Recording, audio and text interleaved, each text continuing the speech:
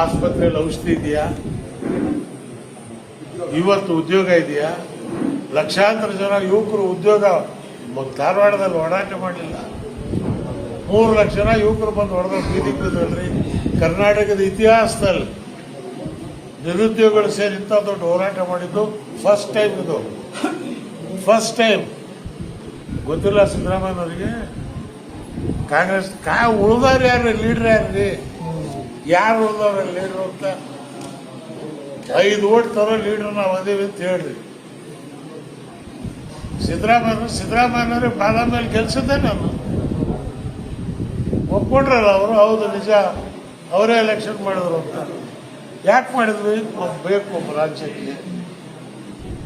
ಆದ್ರೆ ನೀವು ಮಾಡಿದ್ದೇನು? ನನಗೆ ಬಿಡಿ, ನನಗೆ ಬೇಡ. ಆದ್ರೆ ನಮ್ಮ ಸಮಾಜಕ್ಕೆ ಏನು ಮಾಡಿದ್ರಿ? 4 ವರ್ಷ ಮುಸ್ಲಿಮಿಗೆ ಕೊಡ್ತೀನಿ, ಸಾಬ್ರಿಗೆ ಓಟು ಅಂತ ರಿಸರ್ವೇಶನ್ ಕೊಟ್ರ? ಜಾತಿ ಜನಗಣತಿ ಮಾಡಿದ್ರ?